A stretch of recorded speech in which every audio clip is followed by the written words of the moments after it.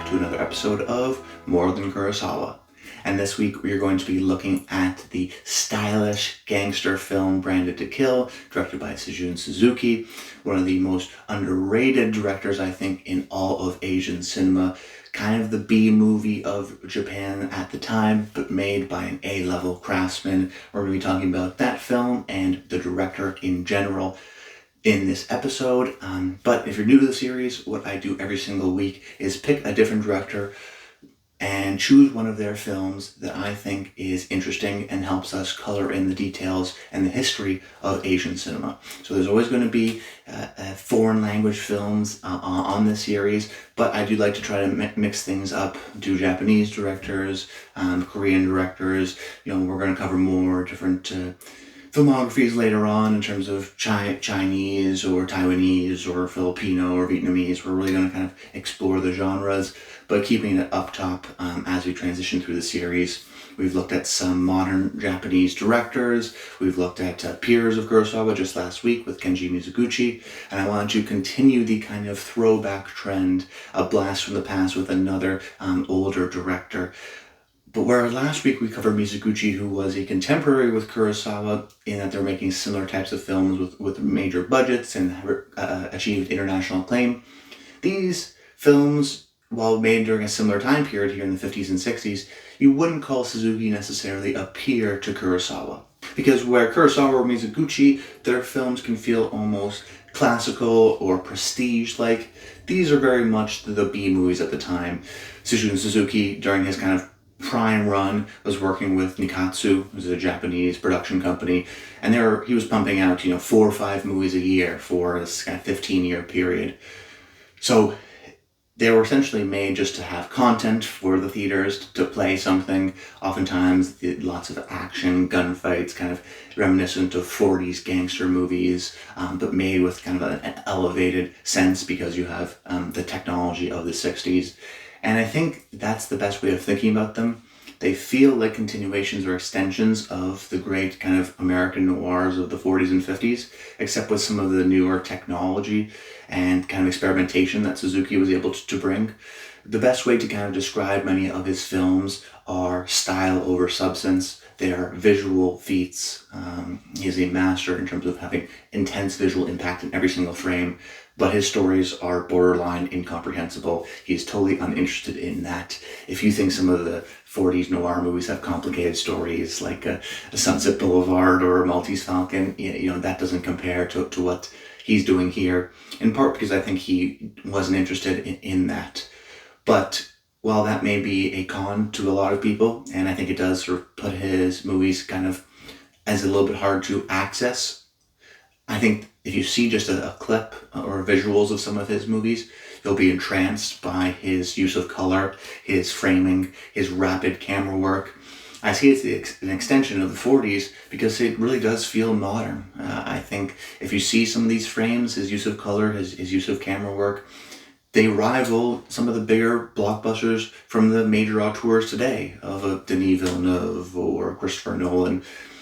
He really does have a sharp sense of boldness in his use of color, but also just in his definition and stylization in his films. And I think for a lot of us film fans, we gravitate to some of those auteurs that have those distinct visual styles, like a Wes Anderson, like a David Fincher.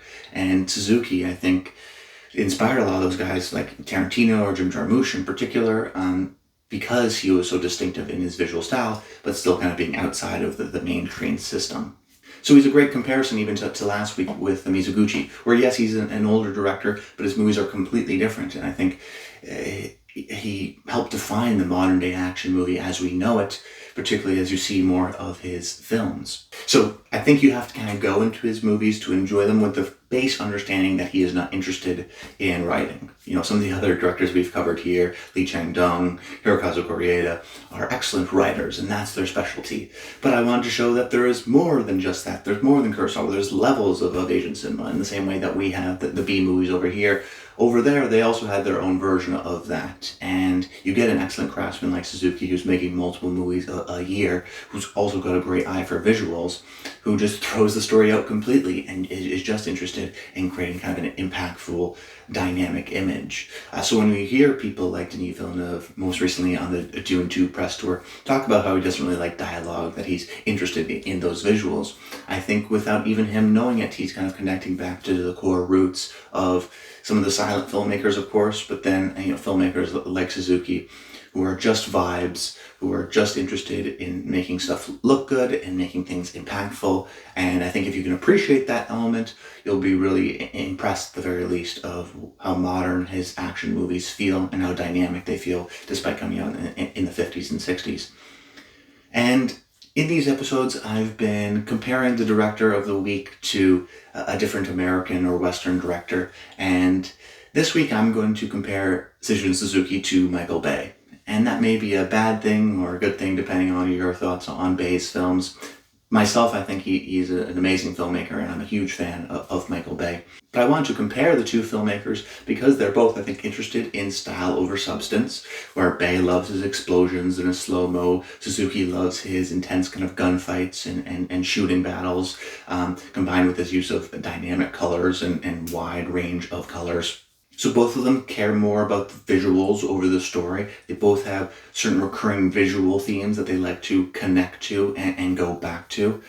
And I also think that both filmmakers have an underrated element of surrealism to it. Suzuki definitely more surreal than Bay, but when you get films that are so stylized, they become less realistic. And when they become less realistic, they become more surreal.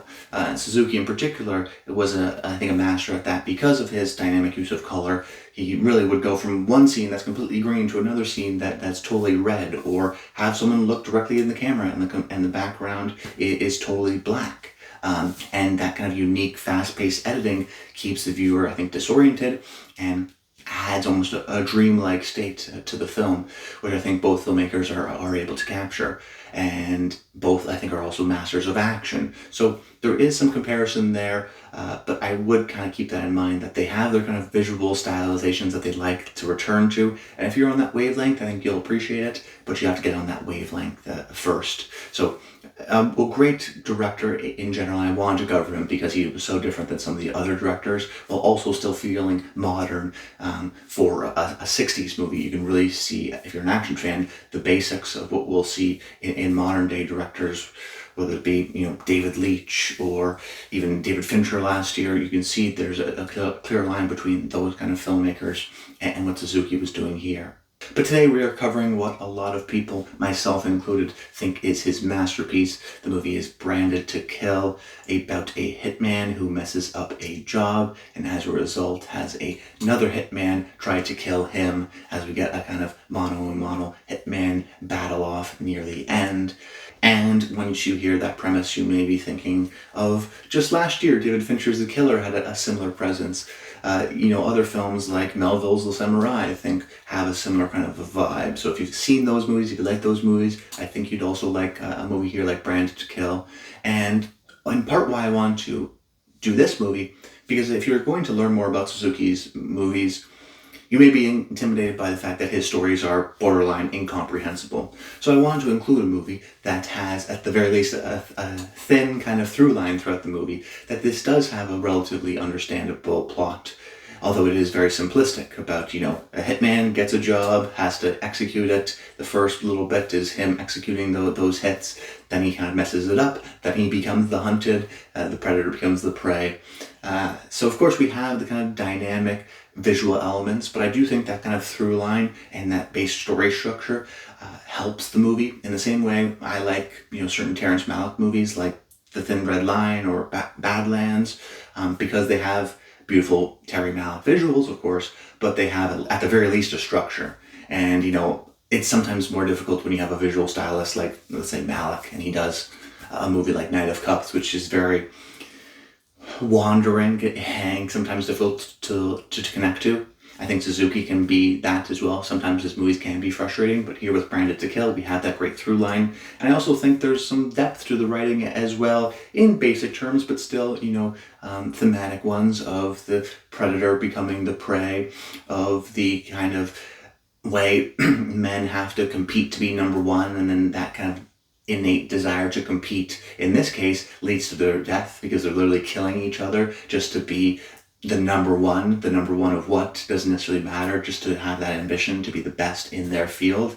So I think there's a little bit of a parody of kind of masculinity in that sense. And I don't think it's a coincidence that it's a woman who hires the hitman and gets them to kind of fight amongst each other, kind of the gender dynamics that Suzuki is parodying and commenting on, of the men doing the fighting, but maybe the women behind the scenes doing the motivation for it, and kind of the pros and cons, I guess, of masculinity and femininity, at least in a traditional sense. So that keeps you engaged on the base level of kind of the humor, slight satire of the story, while also still being able to understand, okay, this guy has to kill this guy, and it keeps you engaged throughout the action scenes. But then what you get, of course, on top of that story is one of the most visually dynamic movies ever made.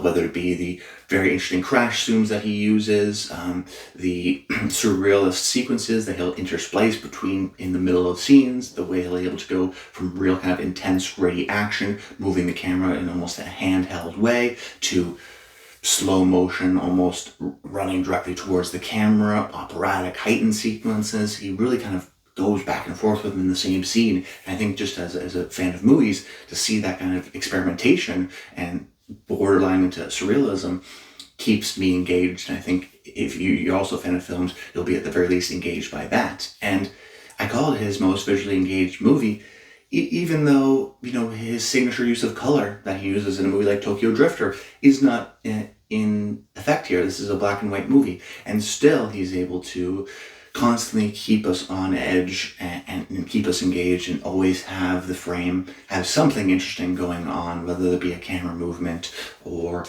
just the kind of framing and lighting that he uses. And in many ways, this is a visual experiment of a film.